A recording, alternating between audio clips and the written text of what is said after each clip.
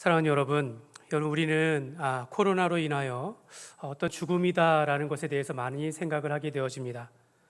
그리고 또 이런 나쁜 바이러스를 대항하기 위해서 우리가 백신을 맞지만 이것도 저것도 다 모두 죽음이라는 공포로부터 우리에게 완전한 자유를 주지는 못하는 것 같습니다.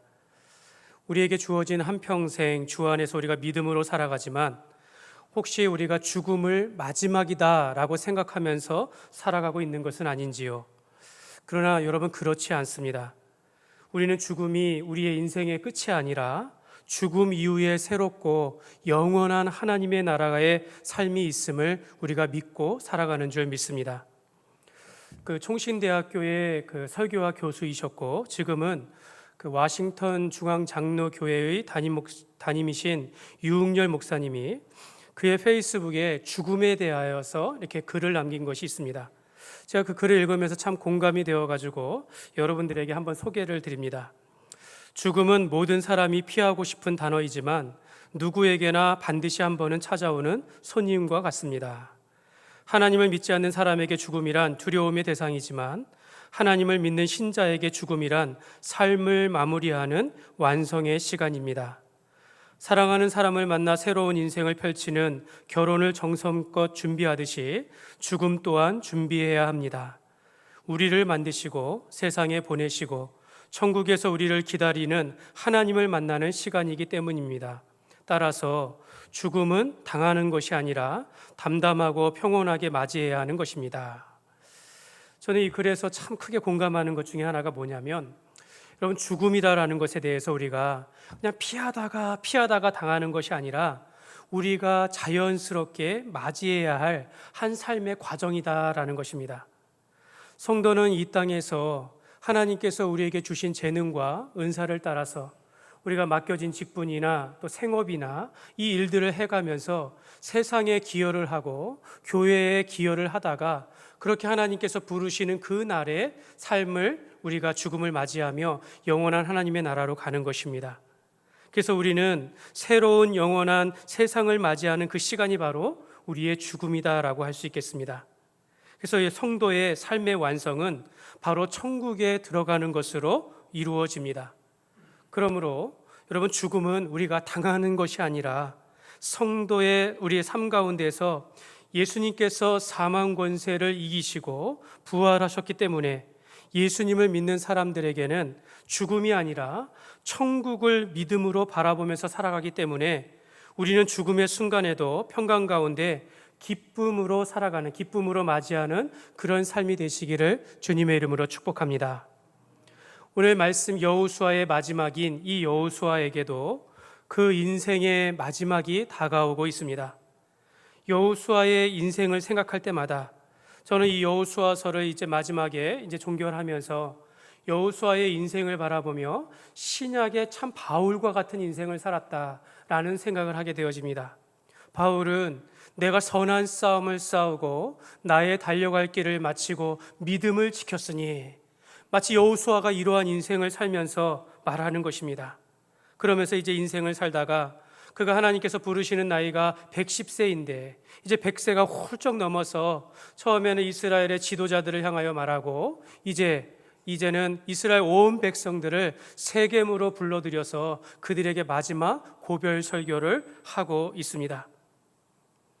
여호수아는 이미 이스라엘 지도자들에게는 우리의 신앙의 본질과 같은 말씀들, 하나님의 말씀을 지켜 행하라, 하나님을 인격적으로 가까이 하라, 너희가 온 마음을 다하여 하나님을 사랑하라 라고 하면서 우리의 신앙의 본질에 대하여 지도자들에게 말한 이후에 언제가 되는지 모르겠지만 또 한참 후에 온 백성들을 불러 모아서 그들에게 마지막 유언의 말씀을 전하고 있습니다.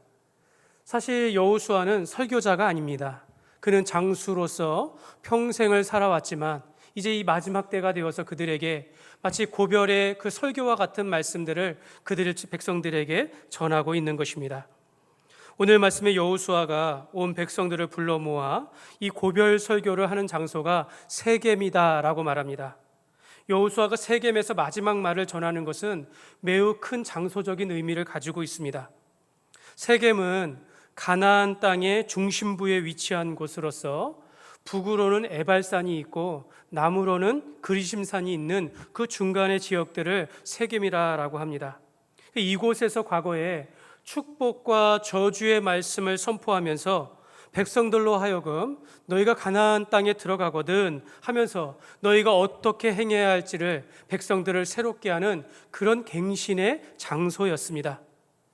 이스라엘 백성들이 가나안에 들어와서 가나안을 정복하는 가운데 여리고성을 정복하고 아이성을 다 정복한 후에 격파한 후에 그 다음에 그들이 자리를 옮긴 곳이 바로 세겜이었습니다. 바로 그곳에서 전쟁 한복판 가운데, 전쟁의 중간 가운데 이 세겜에 모여서 영적으로 다시 한번 율법의 말씀을 읽으며 선포하면서 다짐하는 그 장소가 바로 세겜이었습니다. 세겜은 600년 전으로 올라가면 아브라함이 하나님의 부름을 받아서 가나안에 들어와서 첫 예배를 드린 장소가 바로 또 세겜이었습니다. 아브라함은 이 세겜에서 내 후손을 이삭을 약속하셨고 거기에서 내 후손을 통해서 이 가나안 땅을 내 후손들에게 주리라 라고 처음 약속하신 곳이 바로 세겜이었습니다. 그러니까 이제 노년에 있는 여호수아와 갈렙만이 애굽에서 나온 처음 1세대였는데 이제 2세대와 3세대의 모든 백성들이 이 노년의 여호수아 앞에 세겜 땅에 모였을 때 그들은 아마 전쟁 가운데 이곳에서 하나님의 말씀을 통하여 다시 일어났던 그 순간들을 기억하며 또 아브라함에게 약속하신 그 언약의 장소인 것을 기억하면서 오늘 여호수아의 말씀을 들을 때 그들은 크게 감동했을 것입니다. 여러분, 우리가 흥미로운 것은 여호수아는 백성들에게 이와 같은 결단을 요구하기 전에, 그러니까 이 말씀을 하게 될 때 여호수아는 이곳에서 너희가 오늘 섬길 자를 오늘 선택하라. 나와 내 집은 오직 하나님만을 섬기라. 이러한 고백, 이런 정말 눈물 어린 호소를 한 곳이 바로 이 자리라라는 것입니다. 저는 오늘 이 자리가 세겜의 자리가 되었으면 좋겠습니다. 우리가 매주일 드리는 예배마다 그 자리가 세겜의 자리가 되어서 우리가 하나님 앞에 듣는 말씀을 통하여 우리가 새롭게 되어지고 오직 오늘 여호수아가 유언하는 이 말씀을 받아서 하나님께서 오늘 우리에게 주시는 말씀으로 하나님과 나와의 관계를 생각하며 하나님께서 우리 교회에 주신 사명들을 돌아보면서 이 자리가 갱신하는 자리, 우리 옛것은 벗어버리고 다시 새롭게 되어지는, 말씀을 통하여 새롭게 되어지는 그런 은혜의 시간이 되시기를 주님의 이름으로 축복합니다. 여호수아는 백성들에게 이와 같은 결단을 요구할 때에 여호수아가 취한 말씀은 바로 하나님께서 아브라함 때로부터 지금까지, 아브라함 때로부터 지금 가나안에 정착하기까지 주신 그 하나님의 역사를 이스라엘 백성들에게 들려주고 있습니다. 그러면서 지금 우리가 살아가는 것이 결코 우연이 아니라 하나님께서 강권적으로 이끌어 오시고 그의 백성들을 보호하여 주시며 지켜주시고 여기까지 인도하셨다라는 것을 백성들에게 말씀하고 있습니다. 그래서 2절을 보시면 여호수아가 모든 백성에게 이르되 이스라엘의 하나님 여호와께서 이같이 말씀하시기를 옛적에 너희 조상들 곧 아브라함의 아버지 나홀의 아버지 데라가 강 저쪽에 거주하여 다른 신들을 섬겼으나 하면서 2절부터 13절까지 그 이스라엘의 아브라함 때부터 시작되어진 모든 역사를 다시 들려주고 있습니다. 그런데 이스라엘의 하나님 여호와께서 이같이 말씀하셨다라고 하면서 그 이후로 내가라는 1인칭 시점으로 1인칭 주어를 사용하고 있다라는 것입니다. 근데 1인칭으로 내가 이 일을 하였다, 옛적부터 지금까지 하나님께서 이 일을 하셨다라고 하면서 나라는 표현을 12번이나 표현한다라는 것입니다.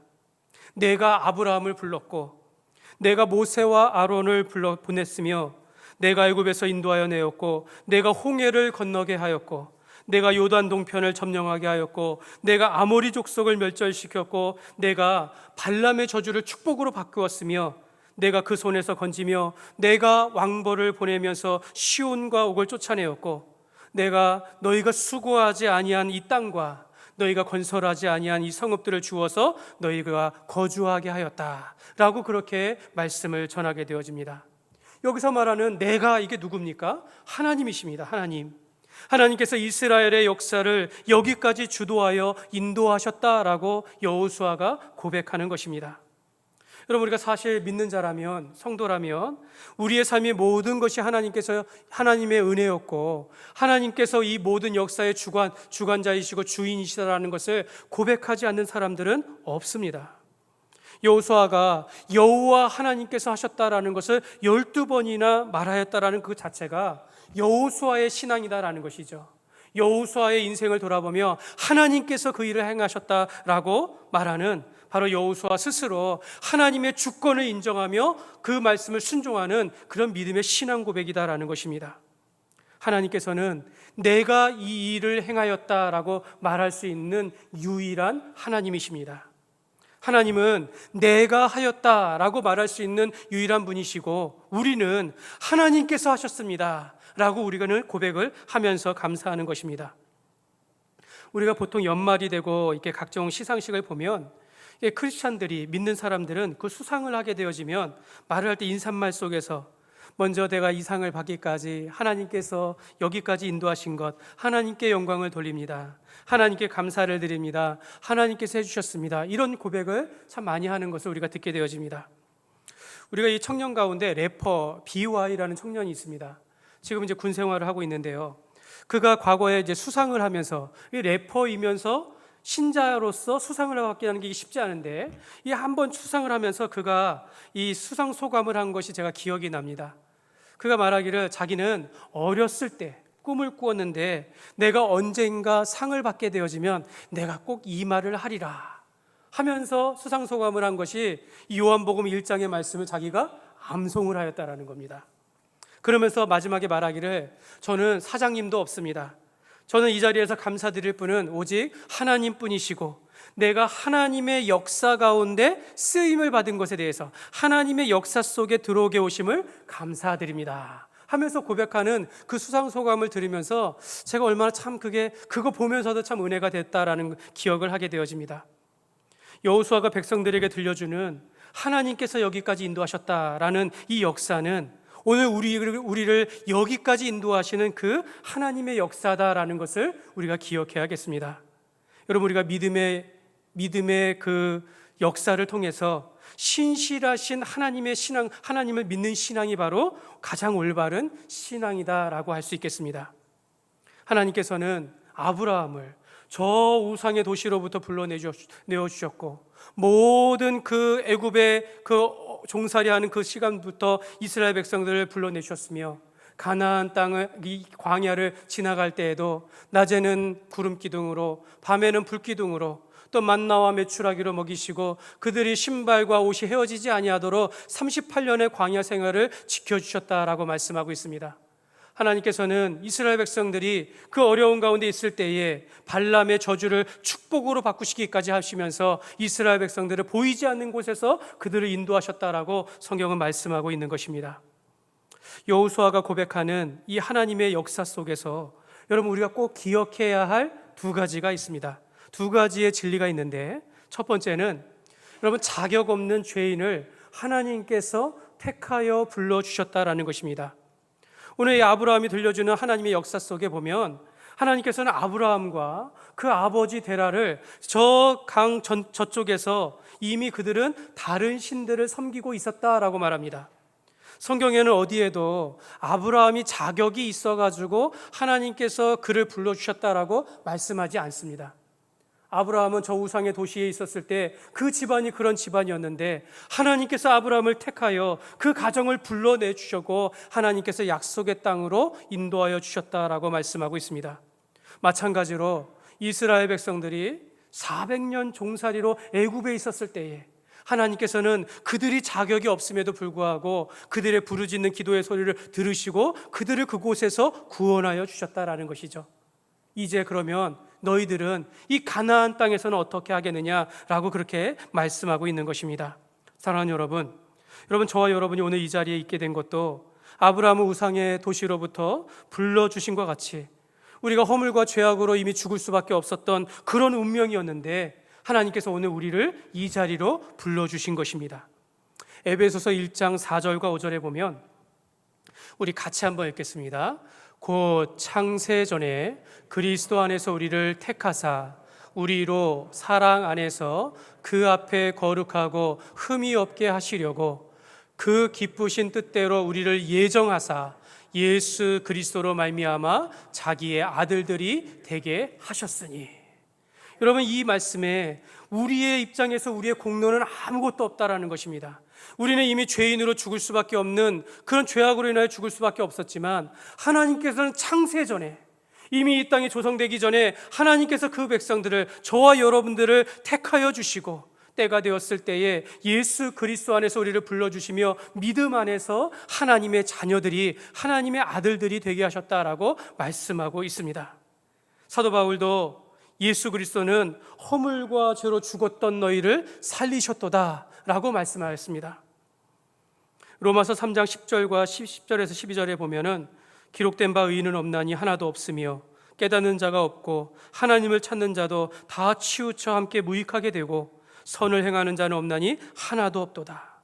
사랑하는 여러분, 우리가 죄인이었다라는 것을 고백하는 것이 전혀 부끄러운 것이 아닙니다. 여러분, 이미 우리는 죄악으로 인하여, 허물로 인하여 우리가 겉으로 보이는 모든 행위의 죄뿐만 아니라 우리가 마음속으로 짓는 모든 죄까지도 하나님께서는 다 알고 계셨으며 그 가운데 죽을 수밖에 없는 우리를 하나님께서 택하여 때가 되어 우리를 예수 안에서 불러주신 줄 믿습니다. 여러분, 이단 가운데 구원파는요, 우리가 구원받았다고 하면서 사람들이 나는 죄인입니다라고 말한다고 하면 그 사람은 구원을 받지 않았다라고 이야기합니다. 여러분, 그렇지 않습니다. 우리는 하나님께서 우리가 죄 가운데서 우리를 예수를 믿음으로 말미암아 우리의 모든 죄를 사하여 주셨지만, 우리가 저 하나님 나라에 가기까지는 이 땅에서 여전히 저 이전에 있었던 그 죄악의 영향들로 오늘도 우리가 실패하고 넘어질 수 있다는 것을 성경이 말씀하고 있어요. 우리는 그때마다 예수의 십자가의 보혈의 긍휼을 의지하며 나아갈 때, 우리가 정직하게 고백할 때마다 하나님께서는 그 죄를 덮어주시고 다시 세워주시고 힘을 주신다라고, 죄사함을 주신다라고 약속하고 있다라는 것입니다. 사랑하는 여러분, 그래서 여호수아는요, 너희가 이제 약속의 땅 가나안 땅에 정착하며 살아가는 너희가 하나님의 백성임에도 불구하고 이제 여기서 살아갈 때, 너희가 이 땅 가운데 살아갈 때 너희가 선택하고 너희가 결단해야 된다라고 말씀하고 있습니다. 여기에 두 번째 포인트가 있습니다. 둘째로, 하나님은 우리가 우상을 버리고 오직 하나님만을 섬기기를 원하신다라는 것입니다. 그 제임스 보이스라는 목사님의 여호수아 주석에 보면 오늘 말씀에 이스라엘 백성들은 그 역사 가운데 4개의 우상들을 섬겼다라고 이야기합니다. 아브라함이 저 각 고향에 갈대아 우르에 있었던 그 우상들, 또한 이스라엘 백성들이 애굽에 있었을 때 그 애굽의 우상들, 또한 이들이 요단 동편에 아모리 족속들이 섬겼던 그런 요단 동편의 우상들. 그런데 하나님께서는 그때마다 그것을 다 버리고 너희가 그것을 벗어버리고 하나님을 따라서 여기까지 온 것과 같이 이제 가나안 땅에 들어가서 너희가 이곳에 정착하며 살게 되어지는데, 여전히 너희 가운데 있는 이방 족속의 이 우상들을 치워버리고 너희가 선택하라라는 것입니다. 너희가 하나님을 선택하고 오직 하나님만을 섬기라라고 말씀하고 있는 것입니다. 여호수아는 너희가 섬길 자를 오늘 선택하라, 오직 나와 내 집은 여호와를 섬기겠노라 라고 하면서 백성들에게 선택과 결단을 요구하고 있습니다. 그래서 여호수아 24장 14절에 보면, 그러므로 이제는 여호와를 경외하며 온전함과 진실함으로 그를 섬기라.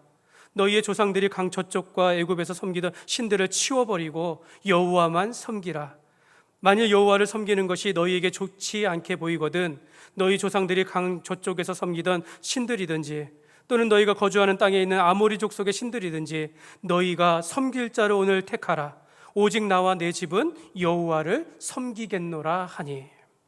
여호수아는요, 너희가 오늘 여기서 선택하라라는 것입니다. 하나님께서 아브라함 때부터 지금까지 어떻게 인도하셨는지 너희가 보지 않았느냐? 그러므로 이제 너희가 오늘 선택하며 결단하라.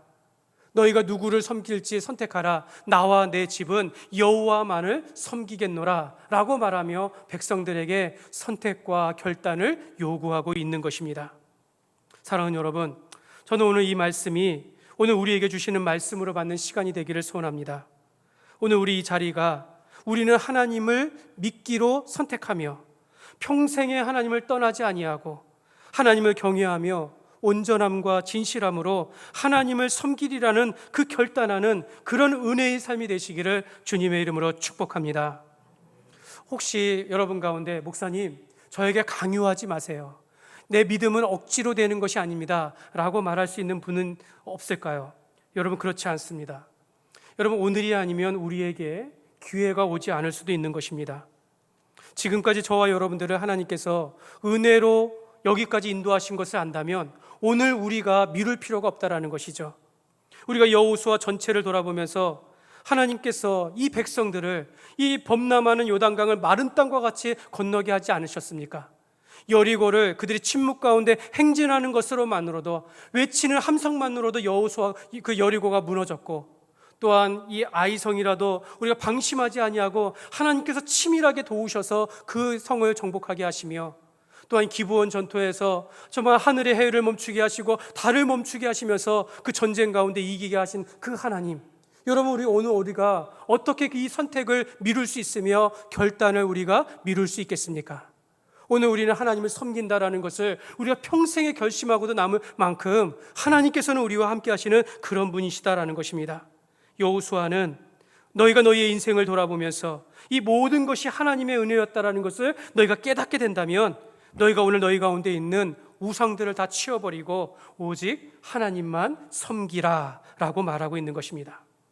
이 말씀을 들은 이스라엘 백성들은, 모든 백성들이 아멘하면서 우리가 결단코 여호와를 버리거나 다른 신들을 섬기지 않겠습니다 라고 하면서 다 화답을 했다라는 거예요. 그런데 보니까 여호수아는 이 백성들이 정말로 이 백성들이 아멘하면서 우리가 하나님만을 섬기겠습니다 라고 말을 하는데 그 마음 가운데 걱정스러움을 지우지 못했다라는 것입니다. 그래서 19절에 보면 여호수아가 백성에게 이르되 너희가 여호와를 능히 섬기지 못할 것은 하면서 그는 거룩하신 하나님이시요 질투하신 하나님이시니 너희의 잘못과 죄들을 사하지 아니하실 것임이라. 아마 여호수아는 이미 보았던 것 같습니다. 너희가 여호와를 능히 섬기지 못하리라. 여호수아는 이 백성들의 암울한 장례를 보게 된 겁니다. 백성들이 결국 하나님을 떠날 것을 보았지만, 그러나 여호수아는 끝까지 포기하지 아니하고 또 강조하는 거예요. 너희가 하나님만을 섬기라, 너희가 이 땅의 이방 신들을 버리라 라고 계속해서 설명하면서 4번이나 이것을 반복하면서 확인하는 끝에 백성들이 우리가 하나님을 섬기겠습니다, 그러면 그 말을 여기에 기록하라 하면서 그 가운데 돌을 세우며 백성들과 언약을 맺는, 그것이 바로 오늘 말씀의 세겜의 언약이 되는 것입니다. 그래서 이 언약의 결과가 31절입니다.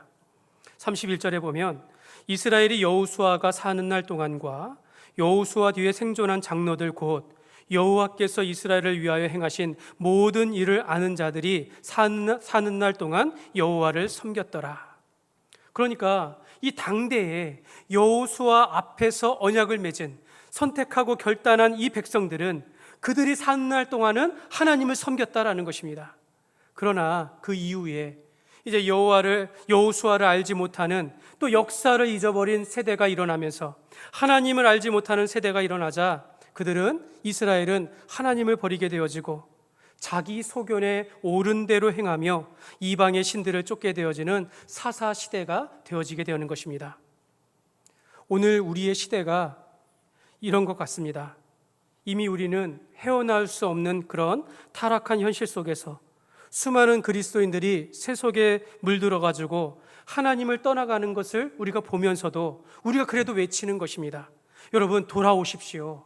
여러분, 다시 돌아와야 합니다. 하나님께로 돌아오고 예수님을 믿어야 합니다 라고 떠났던 자들을 향하여 우리가 다시 외칠 수 있는 것입니다. 우리의 다음 세대들이 살아갈 앞으로의 세상은 성경이 말하는 종말의 징조와 더욱 가까울 것입니다. 수많은 사이비들이 일어나서 그들을 미혹하게 될 것이고, 불법이 성행하게 될 것이고, 사랑이 식어지며 처처의 재난과 박해로 인해서 수많은 사람들이 실족하여 넘어질 것을 알면서도, 우리는 그것을 알면서도 또 반복하고 또 권면하면서 너희가 세월을 아끼라, 너희가 깨어 있으라, 너희가 오직 하나님만을 섬기며 하나님 앞에서 온전하고 진실함으로 하나님을 믿으며 살라라고 우리가 외치는 것이 바로 오늘 우리의 살아가는 사명이며 우리의 교회의 사명인 줄 믿습니다. 사랑하는 여러분, 우리는 믿음과 신앙 안에서 바른 선택과 결단이 필요한 시대에 살아가고 있습니다. 최근 우리 장로님께서도 이렇게 기도하셨는데요.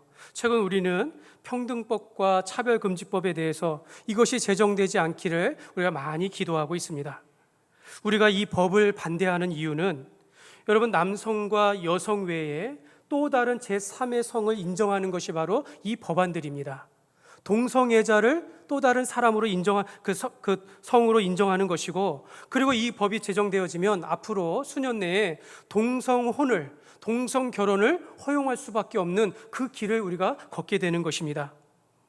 성경은 동성애를 죄라고 말씀하고 있고, 로마서 1장에 보면은 사람들이 진리를 거짓 것으로 바꾸고 피조물을 조물주보다 더 경배하며 성에 대해서 순리로 쓰는 것이 아니라 영리로 쓰듯이 이 모든 죄들과 함께 이 동성애와 같은 일을 행하는 자들은 사형에 해당한다라고 그렇게 정하여졌다라고 말씀하고 있습니다.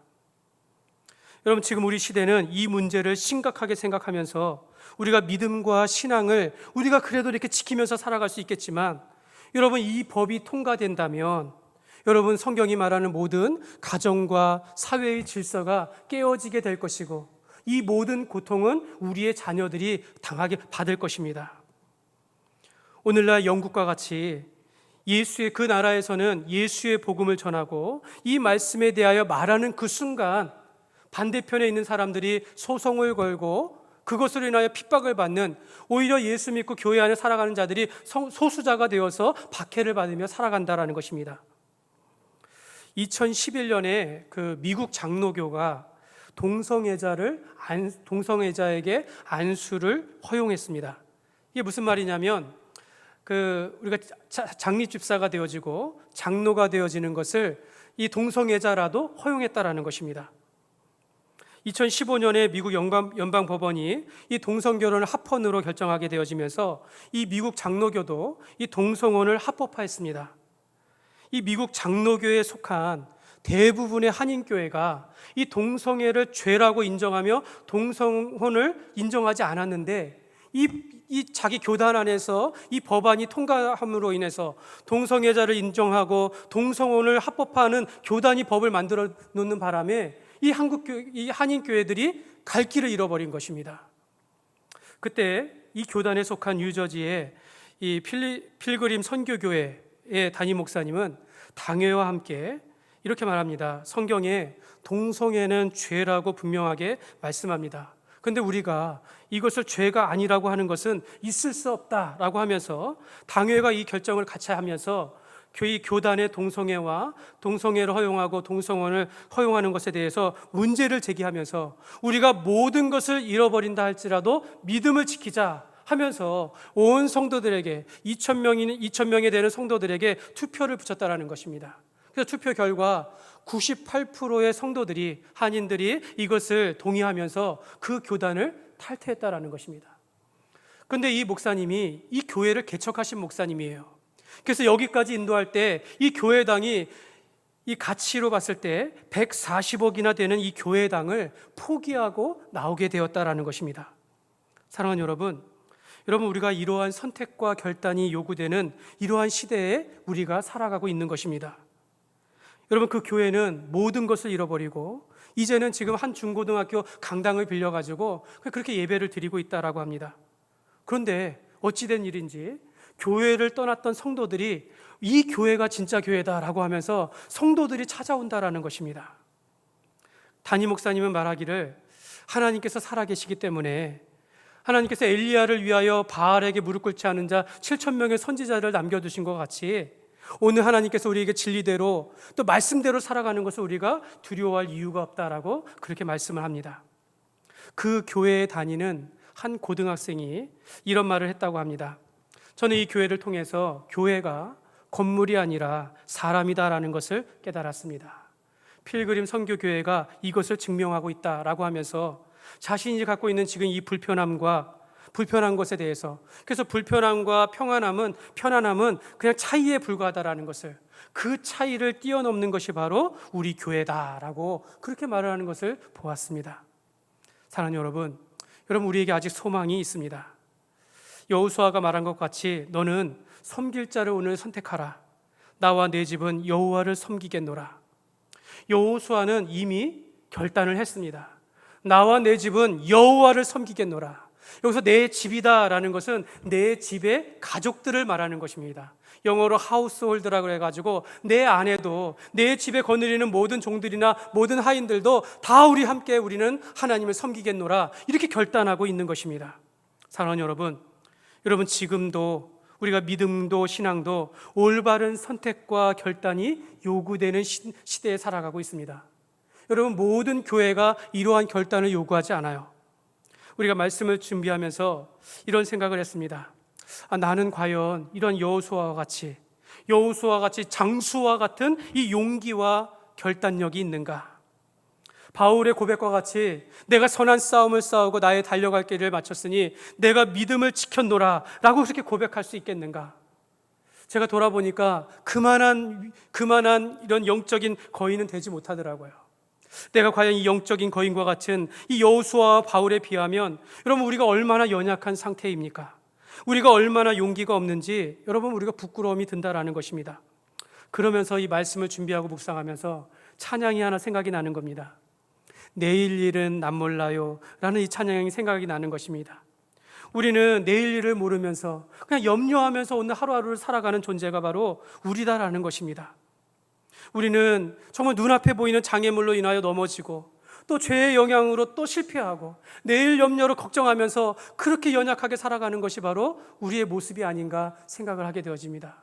그러면서 그 찬양의 가사처럼 주님께서 손 내밀어서 나를 붙들어 주옵소서, 주님께서 나에게 은혜를 주시고 주님께서 나와 함께 하시는 것을 믿고 내가 살아가게 하여 주옵소서, 내가 복음 들고 이 어렵고 험한 세상 내가 주님 앞에서 순교자의 신앙을 따라서 살아가기를 원합니다 라고 고백하는 것이 우리의 모습이 아닌가 생각하게 되어집니다.